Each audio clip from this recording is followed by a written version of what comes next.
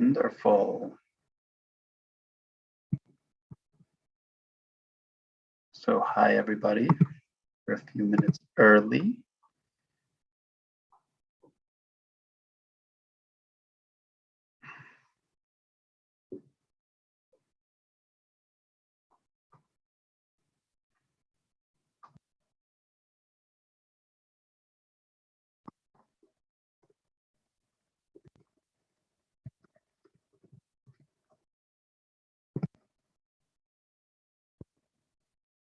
So we're trying something new today. Hi there. I see somebody who's joining, and what we're trying that is new. This is kind of a different donor participation project session.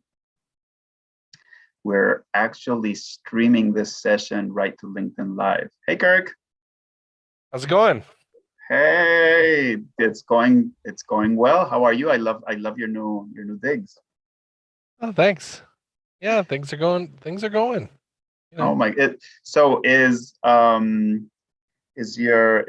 end of the year different this year that you're on a different type of setting? Yeah, it's well, I'm actually getting between Christmas and New Year's off, which is weird. I don't know how to handle that because I don't think I've had that off in, 15 years of being in charity. That's when you get stuff done. So Well, yeah. And then you're kind of obsessed with making up the lost ground in January. It's like it's never easy. So we're trying something new today, Kirk, which I think you'll appreciate. We're actually streaming today the session. It's kind of a more public session, and we're streaming it to LinkedIn Live. Nice. So I hope people find it different, and we hear from people that way. Yeah, for sure. And you're always welcome to present on metrics of any type with us. Okay. Oh yeah, no, for sure. I was hoping to get it in person at AFP just because of the type of audience that it tends to get, right? But no, for sure. But it's I don't know if it says something about me when they only have 270 proposals. They tend to do about 100 at the conference, and I didn't get picked. I'm like, ooh, I need to up my writing game apparently. I've never been lucky with those. Hence, kind of this group. It was like I can't find my group of people. Let's just create it. Yeah. I've never been picked for anything really. Oh no. It's always been kind of just clawing my way. Well, you gotta do what you gotta do, right? Like, it's yeah, exactly. And I mean, I think that's why you see groups pop up like Fundraising Everywhere and and the like almost like a fracturing, because I think over time people have just what is Fundraising Everywhere? That's run out of the UK. Simon Scriver and Nikki why can't I remember her name? But they basically, before the pandemic, Nikki Bell. Before the pandemic, they decided that they wanted to have an online only fundraising conference that could be done kind of anywhere.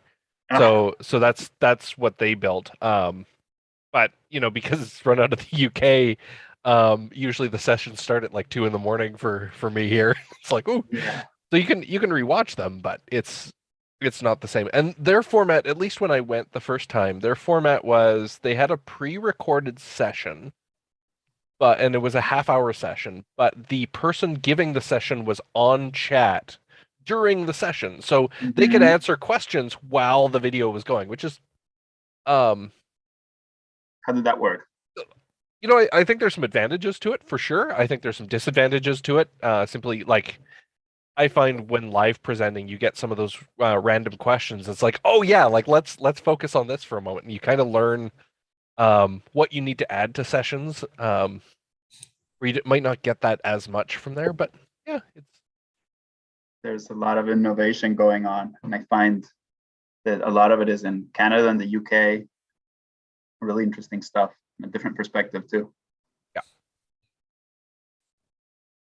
That's so cool. So I see people joining in. Let me admit everybody, for folks who are on LinkedIn. I see Kevin. Welcome, everybody. This is kind of a different DPP session. We're usually very private and have no guests that are not practicing fundraisers. But today, it's kind of a year-end celebration. We're opening up to everybody. We hope to reach more people on LinkedIn Live. So I saw Kevin Mahler.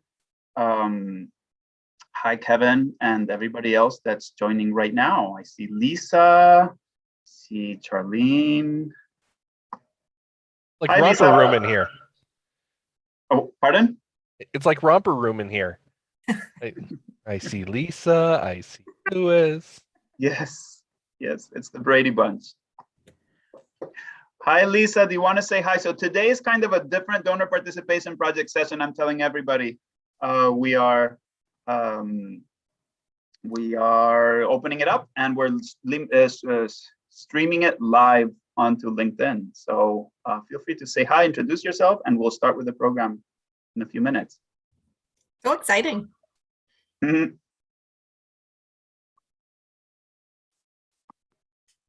Very cool. So where are folks calling in from? Lisa, where were you? I'm in Boston. Oh, beautiful. Yes, it's a very sunny day here, but cold. Lovely. Dan, welcome. Hi, everyone. Happy holidays. It's great to be here. It's so cool. I'm sure you're going to have so many really cool insights. I think everybody here will. But I was explaining to this great group. I was explaining that it's kind of a different session for us. We're typically, pretty private, practicing fundraiser only. But today we're opening it up and we're even streaming it live on LinkedIn. So if anybody wants to engage in the chat there, please feel free to do so. And we're going to have lots of fun. So who else is here? I see Deb, wonderful volunteer, and just came out of a crazy, crazy month of December, right? We just did our last virtual event of the year last night. It's been a very full year. Very happy. Still got to get those emails and letters out the door, but oh my goodness, is done. How was it to do a virtual event with Oprah? Amazing. Really? Amazing. You're very, very blessed. Yeah. Lots of people think I'm joking when we say we interviewed Oprah, but we really did interview Oprah. So it was amazing. I'm such a big follower. It's Associated Black Charities, right? Yes. Sorry. Yes. So I'm Deb Best. I am development and marketing for Associated Black Charities, which is based in Baltimore, Maryland. I personally currently reside in York, Pennsylvania. And have been coming to the sessions, I guess, for a full year now. I messaged Louis on LinkedIn and was like, I'm a very inexperienced fundraiser who just wants to meet other people. And he's like, come, doesn't matter if you're inexperienced. So thank you, Louis. Well, thank you. You have so much to add. And I was telling everybody, we're talking about donor participation, which is obviously a nut that no one or very few people have cracked. So honestly, that big idea is going to come from the least expected place.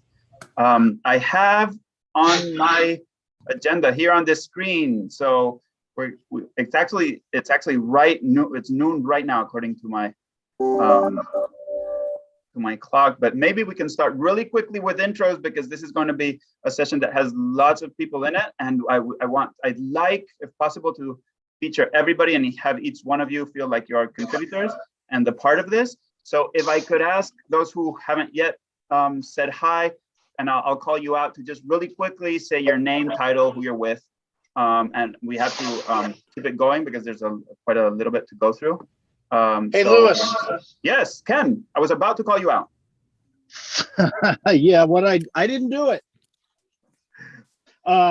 This is Ken calling from sunny Southern California. You're inaccurate, Louis. It's 9 a.m. It's not 12 p.m. Oh my goodness. So you got you still have the morning to work like me. Yeah, and I do that so often. I even get the days wrong sometimes. Thank you, Ken, for pointing that out. We have members in all U.S. time zones and U.S. North American time. Well, anyhow, we have members from everywhere. It's so great to have you, Ken. So great to have you. Debbie Myers, would you just like to say hi? I think you just connected, so don't be startled. But I'm calling folks out, just name, title, who you're with. We're trying to really quickly go through the whole room. I would love to say hello, Louis. Hi, Debbie. Hi, I'm founder and chief inspiration officer of Edit, editinspiration.com. I help advancement professionals write donor-focused communications. How cool. Thanks so much, Debbie. So I was telling everybody today's kind of different. We're typically a fundraiser, focused and practicing fundraiser focused and have really good kind of more close discussions. Today is a year-end celebration. We're opening it up and we're even streaming live to LinkedIn. So welcome everybody. Devon, would you just like to say hi real quick? Maybe he's. Hello. Oh, hi. Hi, it's Devin. Thank you for letting me join. I'm very excited about this. And I am not a fundraiser, but I've been in development for a while and I'm just here to listen and learn. Wonderful. Welcome. Thanks for being here. We're so pleased. Wendy Wilsker from Boyden, so a recruiting firm. Hi, thank you so much, Louis. I'm Wendy Wilsker, managing partner at Boyden. We are a retained executive search firm exclusively serving the nonprofit sector. So great that you could be here today. A little bit of the purpose is to talk about those trends and I think we're going to have lots of different perspectives today. So that's going to be really interesting. Bob Willenbrink, would you just like to really quickly say hi? Hello, my name is Bob Willenbrink. I'm the executive director of the Maryland Center for the Arts.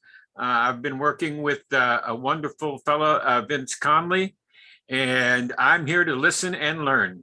So thanks for having me. This is amazing. We're going to have Vince say hi in a moment as soon as, Vince is a V, so it's going to take a little bit. Vince, please be patient. Laurel, this is wonderful to have you today. Laurel, we've been following your travels. Oh, it's good to be here, and I'm looking forward to the conversation. I'm at Kent State, and we're having a balmy 60-degree day today. Oh my goodness, don't get used to it. Lovely, thanks for being here. Dan Saunders, would you like to say hi real quick?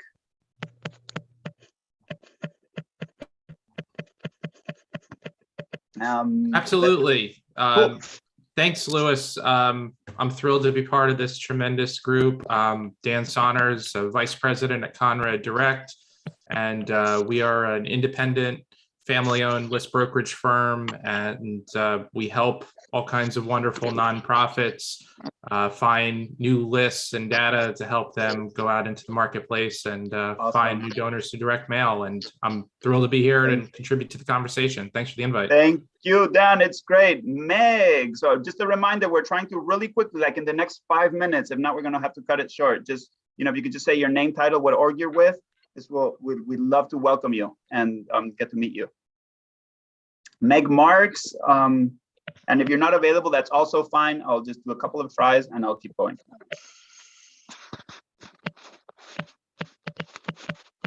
Okay, PF Min. Hi, Paula Minsk. I'm a retired fundraiser and still doing some consulting and looking forward to the sort of refresher course. This is great, Paula. Thanks so much. And thanks for your note earlier. Rashida. Rashida, would you like to say hi? Hi, everyone. This is Rashida.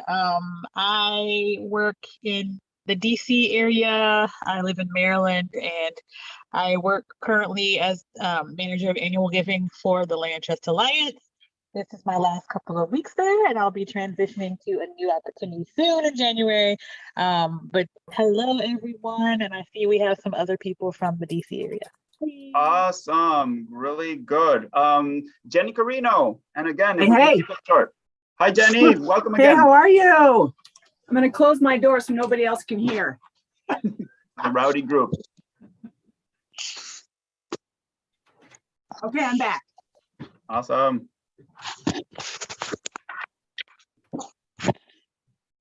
Awesome, Jenny. Name, title. Who are you with? I'm with Neighborhood House in Rochester Hills, Michigan. Well, lovely. I see Dan. Woohoo! Hi, Dan. I'm going to type my stuff in. Tether. Woohoo! Folks, please feel free to connect. Brianna Gibson, and again, I apologize for my pronunciation if I get it wrong. If you want to say hi, say hi. It's your time, but you'll have plenty of opportunities to contribute later. Adam Flatzer, I hope you can say hi, Adam. Yeah. Oh, Brianna. Just a sec. Let's go back to Brianna. Oh, okay. Sorry. Oh, sorry about that. Hello, everyone. How are you guys doing today? Hi, thanks so much for joining today. Who are you with? Yeah, I'm with Casa Prince George's County. Amazing, So amazing. that's This is so great to have you today. So many folks from the Baltimore area, lots of them connected to Vince Connolly. This is great. Adam, thanks so much. You presented. It was one of our best presentations. We're so happy to see you today. Thanks. Yeah, Adam Platzer. I'm the Assistant Vice President for College Advancement at RIT. It's the Rochester Institute of Technology in upstate New York. Oh, yes. Had a friend that graduated from RIT, but Oh my goodness. And I have a team member who has a son going to RIT. There's so many connections here. Oh, and another person with lots of connections, Ben Osterhout from Elizabethtown. Would you like to say hi? Hi, Ben Osterhout, Director of Annual Giving at Elizabethtown College in beautiful South Central Pennsylvania. Almost. My goodness, I'm doing such incredible work there. That's so amazing. Let me see, Charlene Blackstone. Hello, sorry about that. I just finished up a call. Hi, I'm Charlene.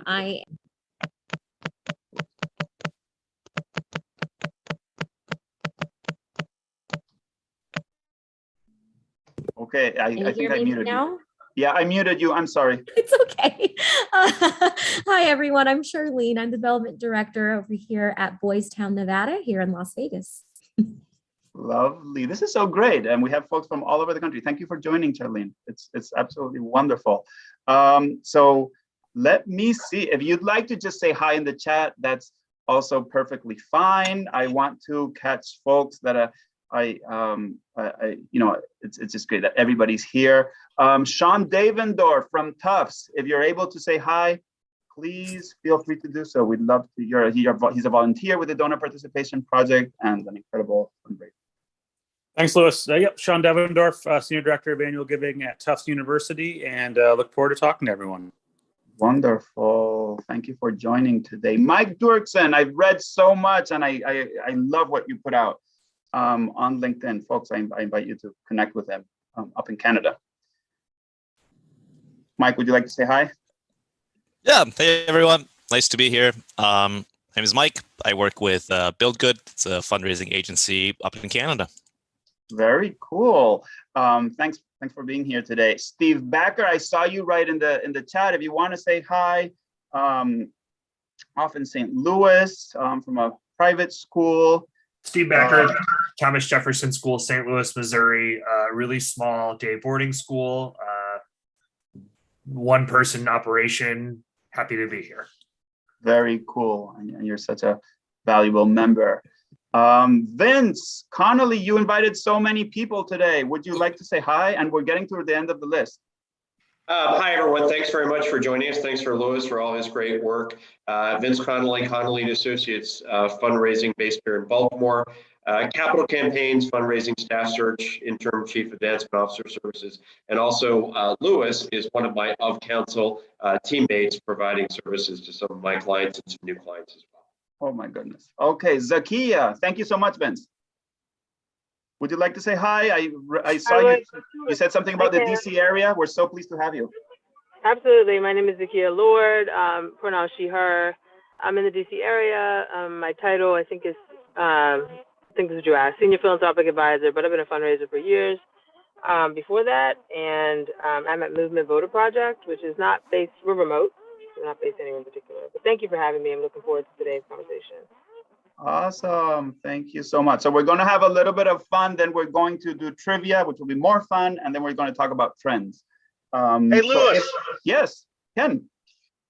Do I get a t-shirt? I invited a family member and Chris Sherrar is on this particular Zoom stream event. Okay, folks, you're going to ruin me. Everybody gets a t-shirt. I'm going to share a link for anybody who wants one to sign up. So yes, and I don't know what people are seeing, but I actually have my t-shirt here in hiding. Does it show? Okay, here we go. So so yes. How do we okay, there we go.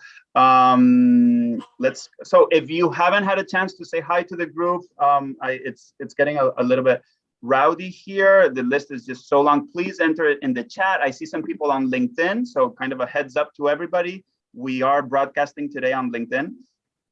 I see Lisa, I see Jay Goulart on LinkedIn. I see John Clintworth, lots of really intelligent, deep thinking folks that are, trying to turn the screw here. Is how do we fix this donor participation thing? It's really an issue of the day. So what is the donor participation project for anybody that's new today? We started it about 1.5 years ago.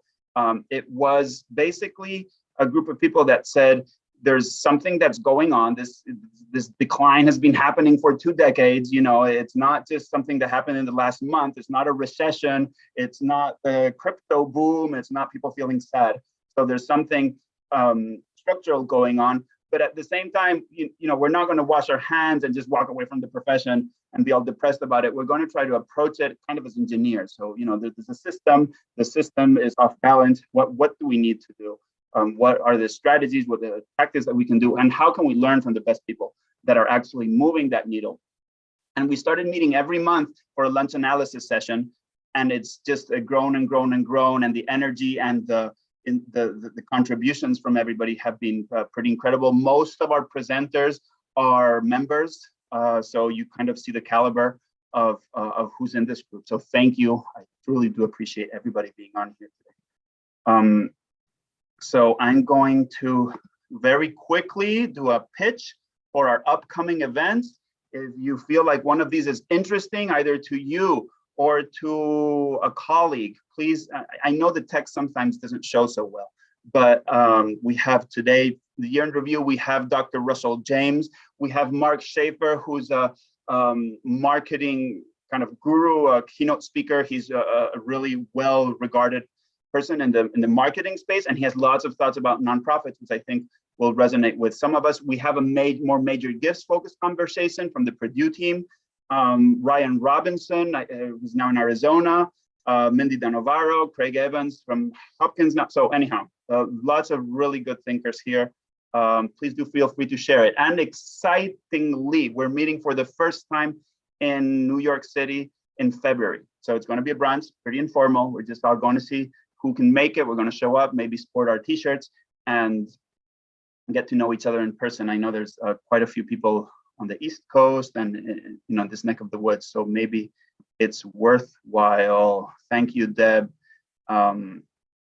If any of you have thoughts or would like to tell me already that you think you can join, February 13, 11 a.m. to 1 p.m. Times Square area of New York. There's going to be a conference called CASE in the Sheraton there. So, and I'll be presenting there. So we thought we'd do earlier. So very excited to be here with you today. Let me go on to the next slide. So t-shirts, lots of you were very kind to share the word about today. And I'm going to put in the chat. My goodness, this chat is on fire. I just put it in the chat. I'll put it a couple of times just because there's lots of activity. A form for you to sign up for your t-shirt. All information will be confidential. I just kind of need an address. If you don't feel comfortable giving a personal address, give a work address and we'll get the t-shirt to you. I still need to order them. So don't expect this to, to be like next week. They have to make them. There are supply chain issues. Those of you that mail have probably encountered envelope issues. Well, your t-shirt might arrive without an envelope, but we'll make it happen. Sweatshirt or just a t-shirt, says Jenny. Just a t-shirt, for now, we're starting small, but you're right, it's getting a little bit chilly. Maybe we can just do for indoor events. So that's the t-shirt section. So for fundraising trivia, what I thought we'd do, and folks here are very savvy doing events, so feel free to even right now just let me know this isn't working. But I thought we'd go into breakout rooms. I'm going to give you Google Slides with only the questions. Each team should choose a captain. The captain should take down your best guess at each of the questions. We're going to have 10 minutes to discuss this, and in 10 minutes I'm bringing everybody back and we're going through the answers and I'll be telling points. So as simple as that. Let me give you the slides right now. so you're not stuck in the breakout room. So I'm pulling up the link. Just bear with me.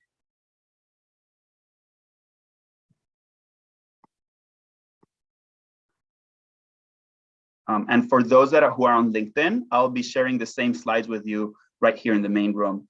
And if you do want to participate, it's lu.ma/2021 year in review. You could hop in right now if you can work it out.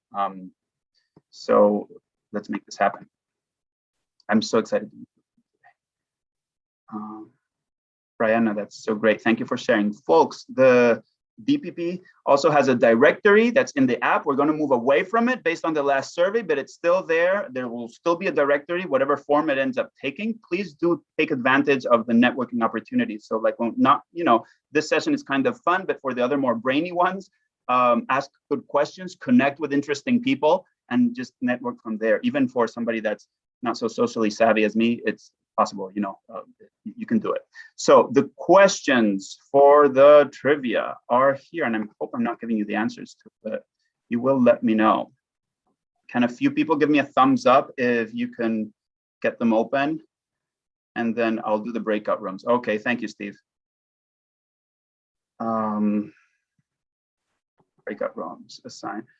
So we are 30 people. I'll just do 5 groups.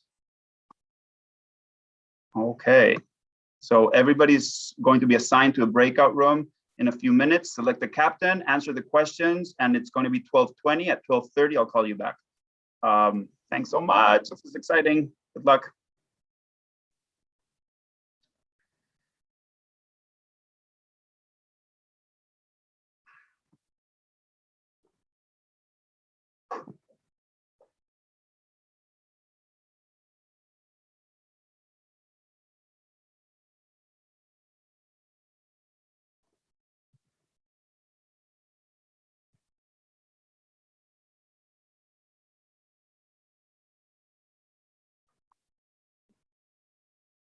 Hello, hello, hello.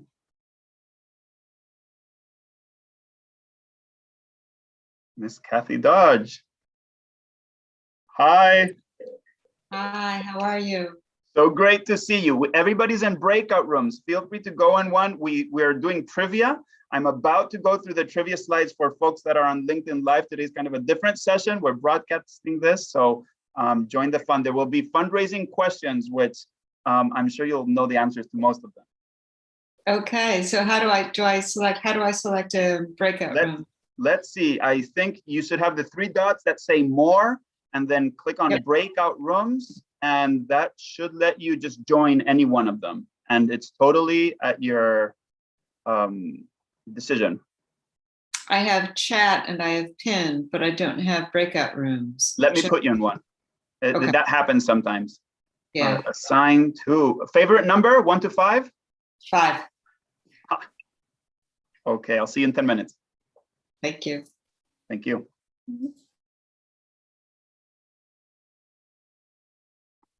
Lovely. So for folks who are on LinkedIn, I'm going to share the trivia questions. Wait, we have somebody else coming in. This is like, this never stops. It's we had over 40 people on the call today.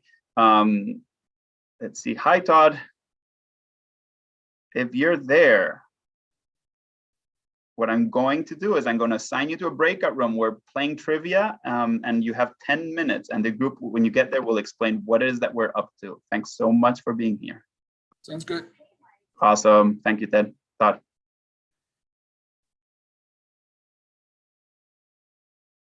Okay. So I'm going.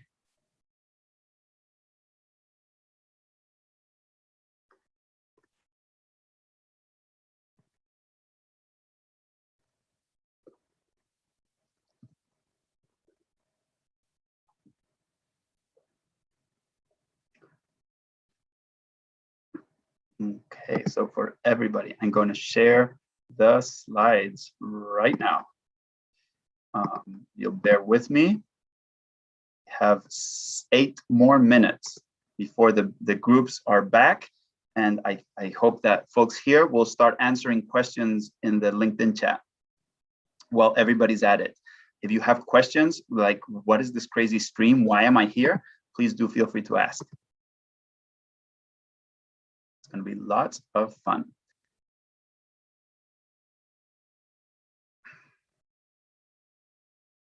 Okay, so these are the questions today. Question number 1, who was the direct marketing researcher that made us all add a PS into our appeals? So what this person did is they did lots of studies on eyesight. So like where people's eyesight goes when they're reading a piece of paper. And based on that, they turned all of that into a science and a theory on how to write fundraising letters.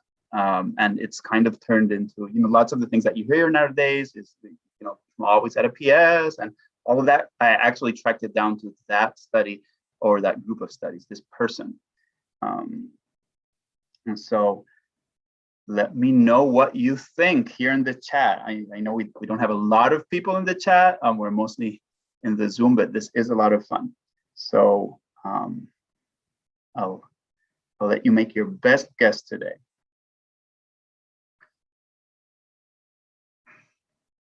Going on to the next one. Who invented the concept of moves management? So you actually didn't think, that was always part of your life. Well, it wasn't. There was somebody at a US university who came up with that and popularized it. And then it kind of spread like wildfire. And at the end of their career, they almost thought it had gone too far. And they thought that a lot of what they meant to achieve with the moves management framework had been kind of ignored or forgotten. It turned into a very mechanistic thing. So who was this person? Do you know that? Let us know in the chat. Trivia number 3, the first modern fundraising campaign. Where did that happen? And by modern, I kind of mean, I know we have folks all over the world. I kind of mean in the US-based concept of a fundraising campaign.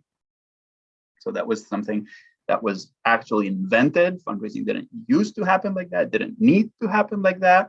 And it was a product of mass media methods of communication where somebody came up with a more supposedly efficient way of fundraising. And it's interesting, we'll talk about this maybe now that mass media has evolved so much, campaigns need to evolve too, right? That will be a really good question. Okay, so Jay is responding, DD. Awesome. Number 4, who created the first donor advised fund? So this is really funny. I was sharing this with colleagues in Spain. You can actually put your money somewhere and not have it go to a nonprofit and get a charitable deduction. And it was like I was speaking of some type of financial engineering.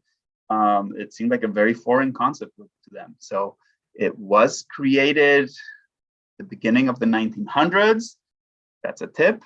And then it evolved over time, and there was legislation that came up that kind of helped support it and strengthen it as a concept for charitable giving. And then it's exploded kind of with the more commercial sponsors, Fidelity Charitable, Schwab Charitable, etc. So another random piece of trivia here. We're at 12:26 my time. We're going to have 4 more minutes and bring back all the breakout groups for today's session, which is kind of a different session in the DPP. We're having it open live on LinkedIn, and we are having some fun. Trivia number 5. What is the largest cryptocurrency donation to date? So, a good one to think about, and it's been very recent, as you can imagine, right? And kind of a related tidbit is that, well, since the currency is so volatile, the donation itself caused a really strong decline in the value of the currencies or the currency. And so it, like like just the fact of giving it away makes the value of it go down. It's crazy. So I'll give you points if you know what cryptocurrency it was and who it was and how much it was.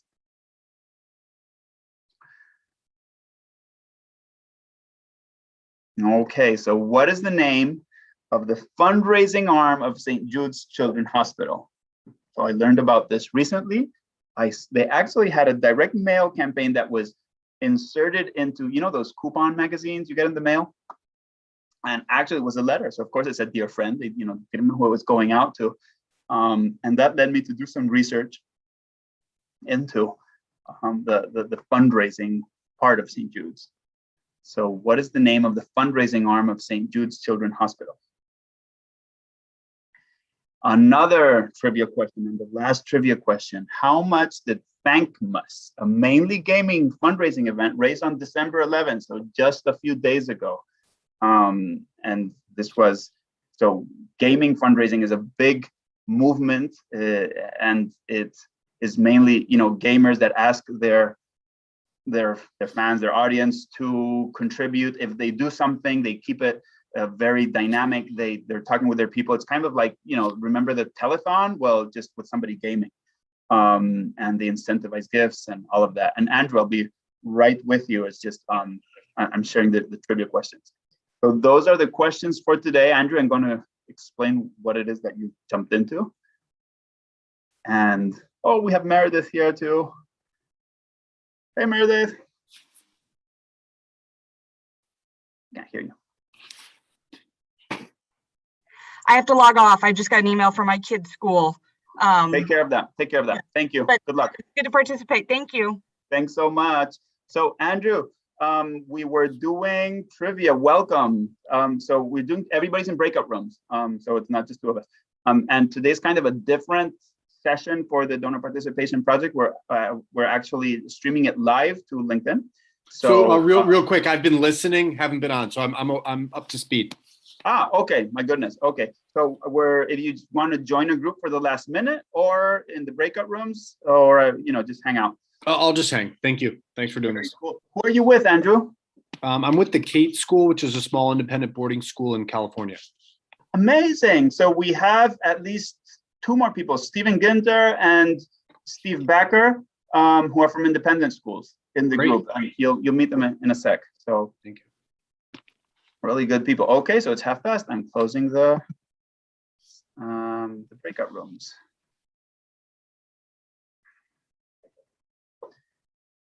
Okay, and then we're going to go through the answers.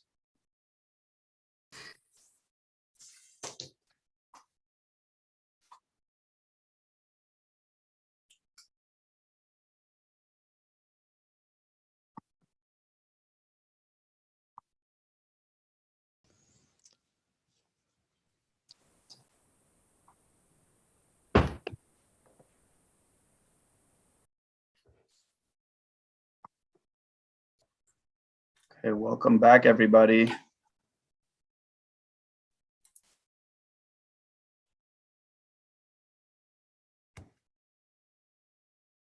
So how were the questions? Were they easy? Easy to find answers to. Oh, you cheated. I should have said that. Oh my goodness. Hey, Katie. Hey, Debbie. When you said trivia, you weren't kidding. Yeah.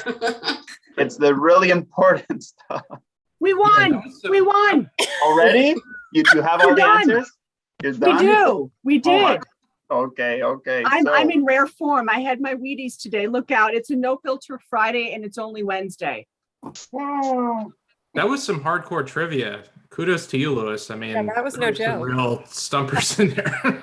My question is, Lewis, did you know all of those off the top of your head? Okay. Because we're like, who knows all this stuff just like that? No, Fair question. But I mean, they had a little bit of history, like the donor advised fund. I was telling colleagues in Spain about donor advised funds, and they were like, that's the weirdest thing in the world. That must be only a US thing. So that led me to think, is it really only a US thing? When was it created? What's the history? So They all have. Let me go through the answers. Do we need to do points? Is that anybody super competitive? I'm just terrible at this. Or does somebody want to keep tally? Well, Jenny already said that we won, so. Oh, okay. Oh my goodness, I see Mr. Eric Weber. Hi, welcome. You want to say hi? He's thinking about it. Hey, is this the employee onboarding Zoom? Yes, for fundraisers everywhere. Okay, no, I'm just kidding. I'm Eric Weber. I work for the University of Tennessee Foundation. I'm the Assistant Vice Chancellor for Annual Giving. Welcome, Eric. And Eric presented in one of our sessions too. It was mind-blowing. So if It was folks, fabulous. it really was good. So if folks have a chance to look at that video, I think the beard was just as long at that time. I knew Eric when that beard didn't exist. So anyhow, let's go on to the questions or the answers.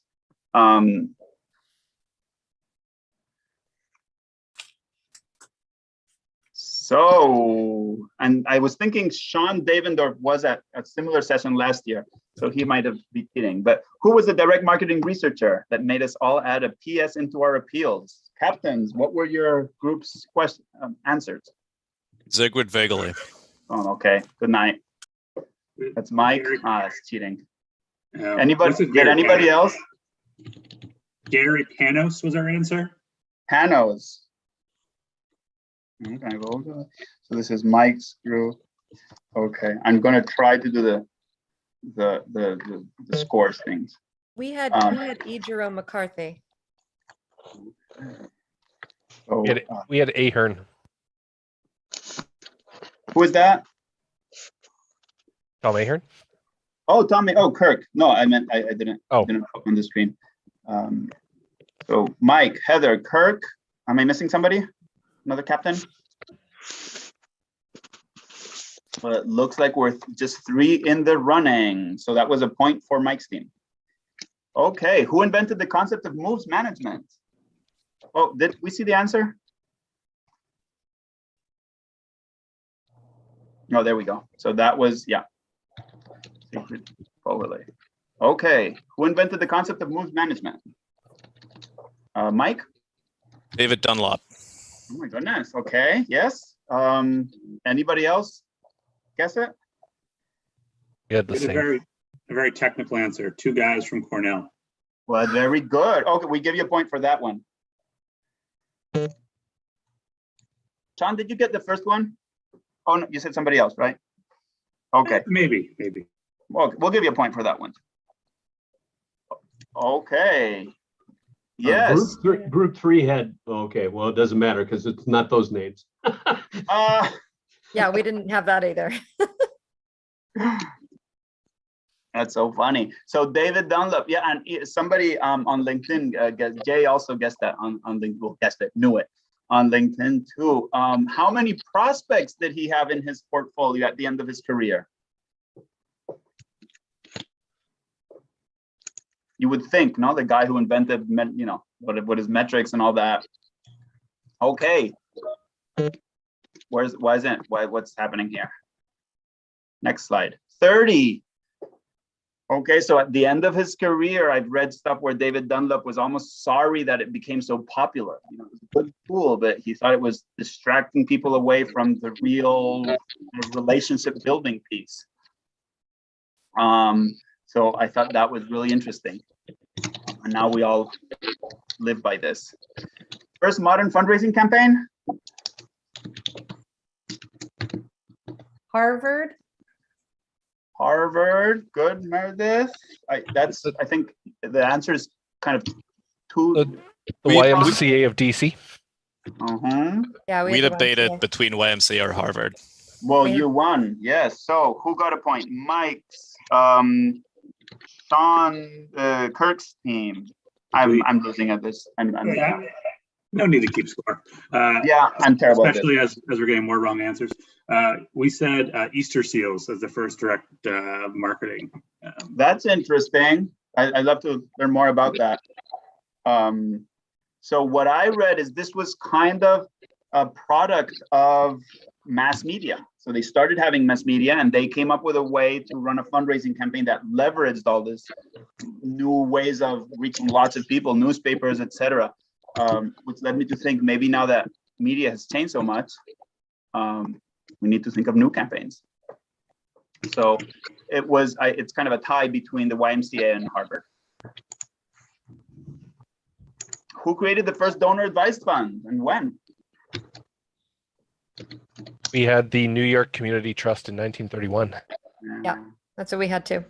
We also cheated and had the same answer. We had Fidelity circa 2000, so we clearly did not cheat. Well, at least somebody is honest. But it also, there's so much history, and like with the modern donor advised fund, it's, I guess, very different to what it was. And so many laws. I got kind of lost, but I guess the answer is technically 1931. Correct. Can I just say for Canada, that's not the same answer? Ah. So Canada's first donor advised fund was established in 1952 by Whitford J. Van Dusen, and it was part of the Vancouver Foundation. There you go. Well, so US, Canada, I've read the UK has some. It's more kind of the Anglo-Saxon countries, which is really good. Going on. Largest cryptocurrency donation to date. So who cheated? Who knew this? Okay, we had an answer in our team. It was Warden School for $5 million. Okay. So More? people in our team sort of knew this. We did Google it to confirm, but $1 billion to COVID relief fund in India. In India, there you go. So there was recently a $10 billion donation. Okay. Very, very recently, like weeks ago. Oh my goodness, Kirk. Any details? Give us the gory details. Oh, I don't remember. Kirk, send them our way. We're kind of struggling right now. So any, even 5 zeros would help. I Split it among all of us. I can send you the 100th of Ethereum that I have right now in my wallet. Yes, it was. Not Canadian though, dollars. It was actually a pay-to-play scheme where if you play a video game for the rest of your life and maybe your descendants, you get that money. Let's see. Yes, 1 billion COVID-19 in India. The creator, founder of Ethereum, which is one of a cryptocurrency. Wow. Meme coins. Fundraising arm of St. Jude's. So this one of our team members actually worked for at one point. So it's the American Lebanese Syrian Associated Charities. Oh, ours, we guessed the St. Jude's Children's Hospital Foundation. Does that count? Well, that's the point. question. It isn't, right? Yeah, we had LSAC too. We also had ALSAC. Well, you're a group of winners. Everybody's a winner today. Last question. Meredith, our initial guess was also, isn't it just the St. Jude's Children's Foundation? I thought it was a trick question. Right. Totally. How much did Thankmas? It's mainly gaming fundraising, other kind of influencer fundraising too, but mainly gaming. And it was just a few days ago. How much did it raise? 7.5 million on Tiltify. Mm-hmm. Our strategy was to let Kirk go first and then go with his answer. 35 PlayStation 5s. Yes. How does that happen? I'm not a gamer, so I'm like, oh my gosh. You do silly things on camera for money, basically, is how that happens. Whoa. Lead the way, Kirk. Show us how it's done. If you look up Desert Bus, okay, you'll understand like how this came about. Okay. just look at Desert was it Desert Bus for Life? Okay. Or for Hope, sorry. Yeah, and you will learn basically the entire history of gaming fundraising right there.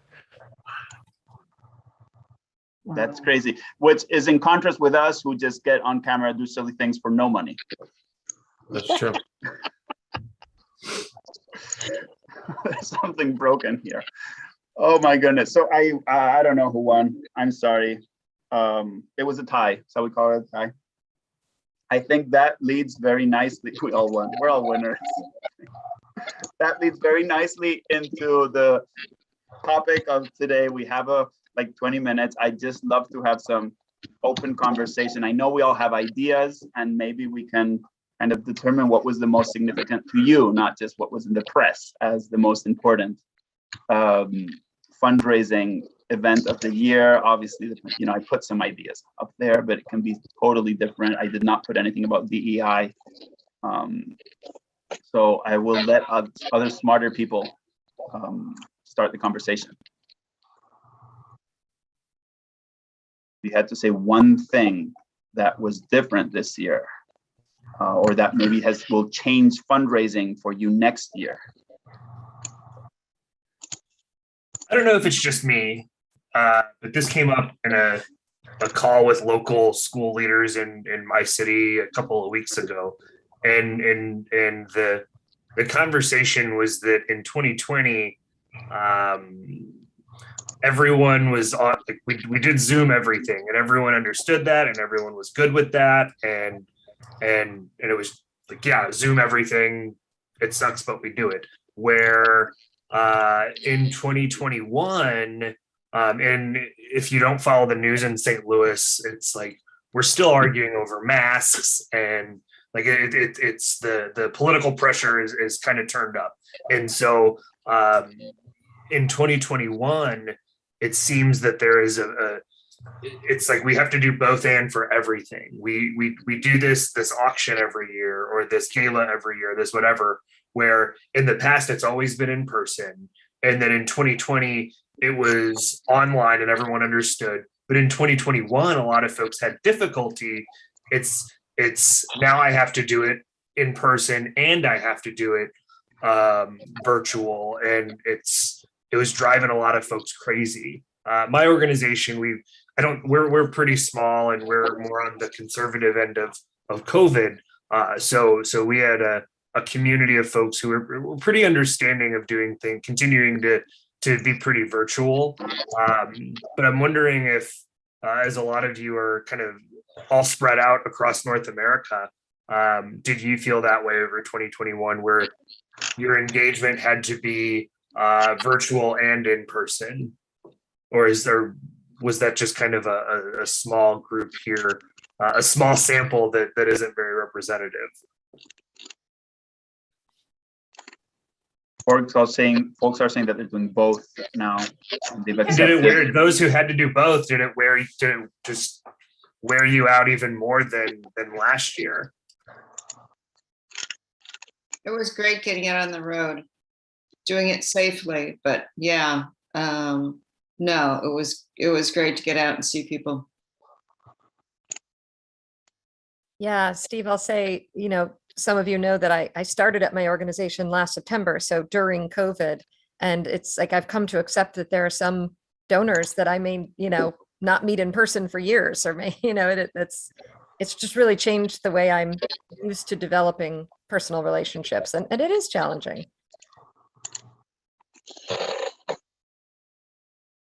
Hello? Yep. Can you guys hear me? Yes, Rashida. Oh, okay. My organization has been very conservative. We have not opened travel for any of our staff at this point. So I've done phone calls, not even Zoom, just phone calls. But I'm not trying to keep people on the phone long. I'm like literally trying to get people for 15 minutes. And I haven't had a lot of people take me up on an offer for a 15-minute call, but the people who do, don't hold back from communicating or engaging with me. You know what I'm saying? And I actually think that's about their bandwidth, is about 15 minutes, to be quite honest. I think I probably couldn't keep them on the phone more than 30, just because I think people are I think people assume that, people are excited to for things to quote unquote go back to normal, to see people in person. And I'm like, I think that's a fallacy that we assume that, because that's not the case for a lot of people. And so be willing and flexible not to assume that, and to meet people where they need to be met. like honor who they are and what they need. And it may be 15 minutes, and that's okay. And you can get a lot done in 15 minutes. And that's kind of what I've learned. That's really powerful. Thanks, Rosita. And also, some people just want to go on our website and read about us and not talk to us. I've learned a little bit more to be okay with that in the last year.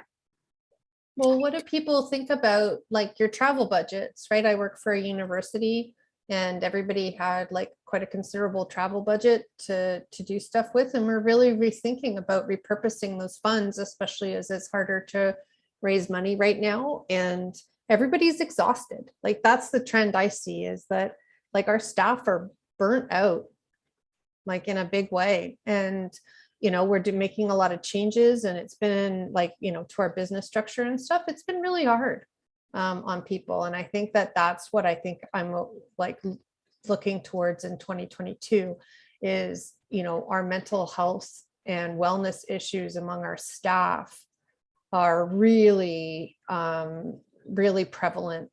And we're really trying to manage that on top of everything else that's going on, and trying to balance those things, kind of on a day-to-day basis. And I think that's affecting our bottom line. Can I weigh in? Does anyone else want to go? Can I go? I think I agree with you actually about the mental health stuff. Certainly, I know as a fundraiser, sure, I like to raise money, but I really like people, right? Like I enjoyed it. And, I had to tell someone, I was like, I never want to be a car salesman. I never want to feel like that. And I also don't want to feel like, the 1990 guy in the club who's just collecting numbers for the purposes of collecting numbers with no plans to call those people. I really did like the relationship piece. So whilst I enjoy this part, I do think there's going to come a time when I'm going to miss the very galas I used to complain about, is that I'm going to miss the opportunity to just be charming and be networky and, make a friend and not make an ask, right? Like, I think we're going to miss those moments. I do think also donors they have more clarity. So they're like, look, you don't have to call me. I'm going to give to you anyway. Like, what do you need and what do you need me to direct it to has been really interesting.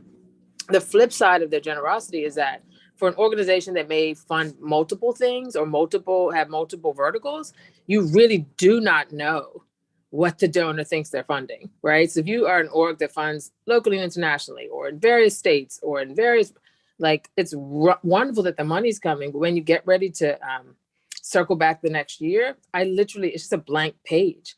I'm just Googling. Whereas before, I would at least know if they like dogs or cats, you know what I mean? Or I might know if they have kids, or I might know something random. And so I do think that's really interesting. We have very generous donors, but what I do know is that I don't even know what collateral to send to them. If I have 15 pieces of collateral, it's like eeny, meeny, miny. I'm like, what am I going to send? Because I don't have any more insights. And that I find to be interesting. And I worry about us in the future, about our inability to actually target donors in a way we used to, or segment donors in a meaningful way.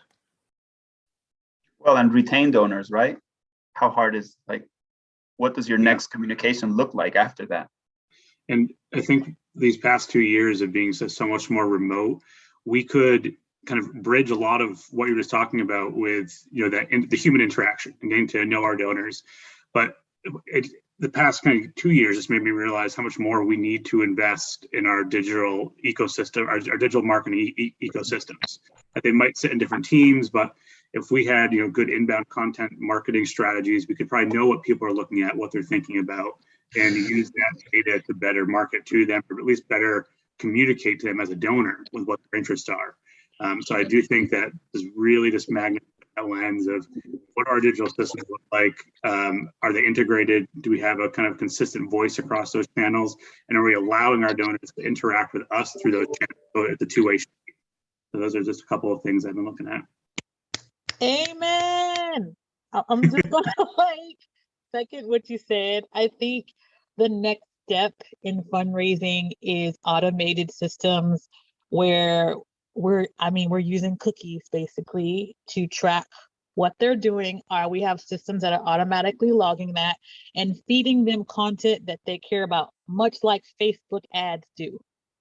And so you don't have to figure out how to put a collateral piece in front of them. The system gives them what they want. And, you know, I've always been a big, like, I'm talking about tech all the time. I do not work for an organization that's really ready for that. But if we're not ready to make those investments and boards aren't ready to approve those kind of budgets, to make big investments in that kind of technology, the way we do things now is going to be quickly antiquated. And in the next millennium, not the next millennium, the next decade, we're all going to be very behind. And quite honestly, that means some people are going to lose their jobs because machine learning will be able to do some of those insights that people are now cranking out. Unfortunately, it's just the way the world works, but it's going to help us serve the donor in the way they need to be served better. I think, Rashida, that exactly what you said is so important, the automation piece and the customer tracking piece. Although cookies themselves are getting ready to disappear, and I don't think anyone quite knows what they're going to do to replace that. So that is a whole sort of technical challenge in that there's lots of stuff out there to help people right now, to help people track their users, customers, donors better, and in order to get them exactly the content they want, as you say. But all of that technology is also getting ready to go through a big shift because of that whole cookies disappearing thing. I think it's now set for like 2023, but I don't think anyone's really ready yet. So get ready for even more upheaval. Yay. I was gonna say I definitely agree with leveraging technology and using it to the best of our advantage. And like you were saying, is it Jamie? I hope I pronounced that right. You definitely nailed it with cookies that are basically are taking away, you know, individual identifiers and doing it more to clusters now to try and identify these donors. But basically opening up that two-way symmetrical communication to identify your donors' preferences. You know, we were talking about in-person versus online events or hybrid. You know, just like that, or direct mail. Some people prefer to get a letter. Some prefer to get an email. Some people prefer to be in person for events, or they like to sit on Zoom.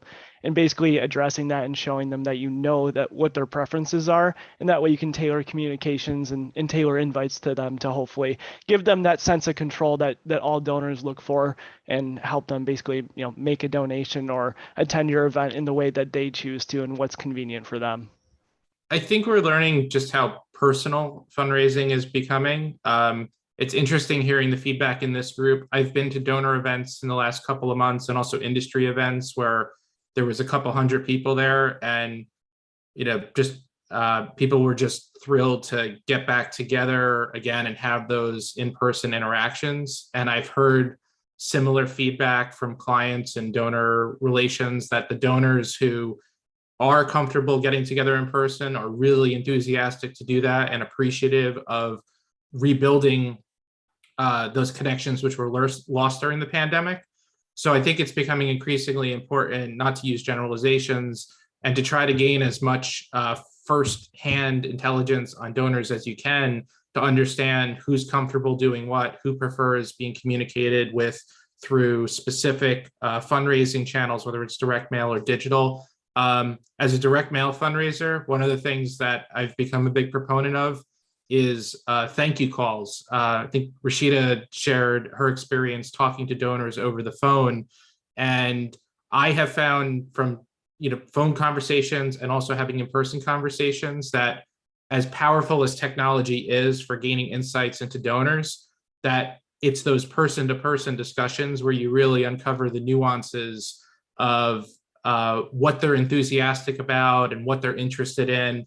And in addition to gaining that insight into your donors, those thank you calls have also shown to be very powerful for improving retention rate and lifetime value. So if anybody's able to add thank you calls just to say, you know, we're not asking for anything today, just want to thank you for your support and find out, you know, what drives you to support us. It's something that we've seen has been a really powerful way to gain insights, but also develop better relationships with donors.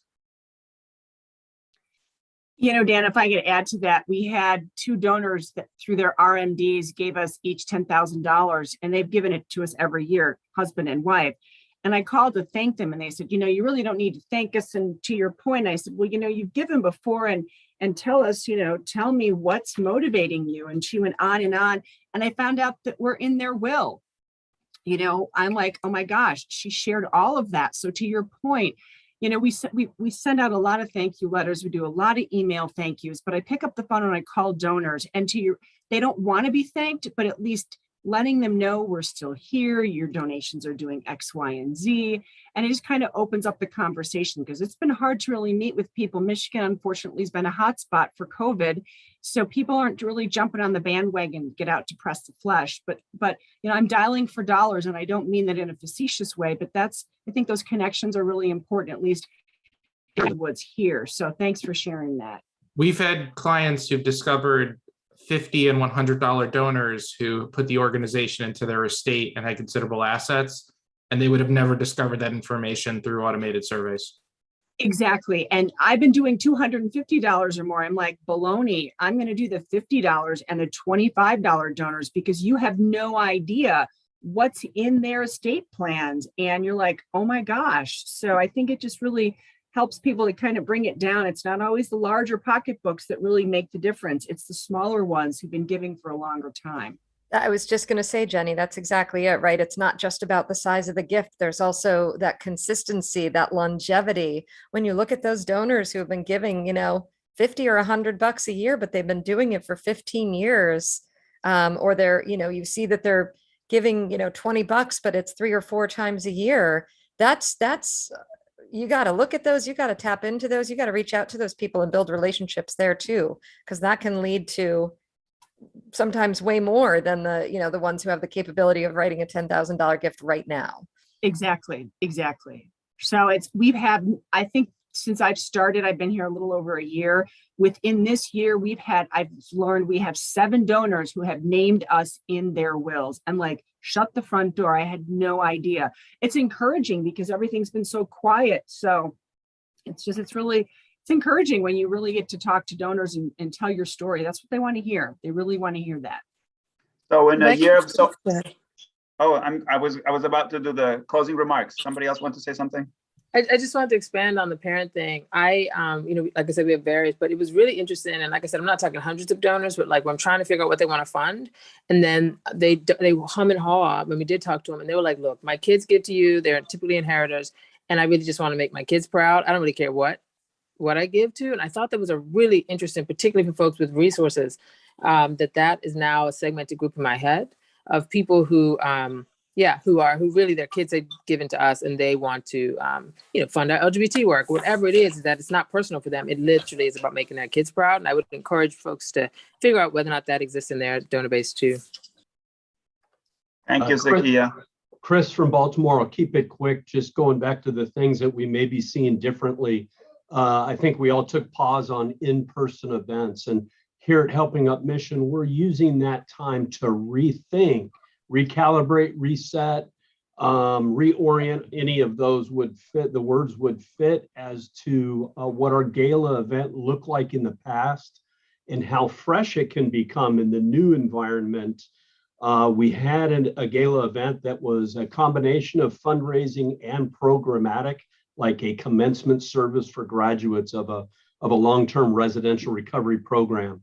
We're using this period, and we won't have had one for 2 years running, to rethink that in ways that are fresh. We've had donors tell us they're looking for something fresh. They believe in the organization and they want to engage in a fresh new way. So we're using this time to do that. Thank you, Chris. Thanks so much. Folks, get your t-shirts. I know everybody's busy and has meetings to get to. In a year of so much upheaval, innovation, I love that we're kind of going away from the news and the headlines. It's relationships. It's about not losing those relationships, about making sure that people that connect with us have a relationship. It's pretty amazing. Thanks, everybody. It was great to see you today. Happy holidays. Take care. Thank you. Happy holidays. Bye, everybody. Happy holidays, everyone. Happy holidays. Bye.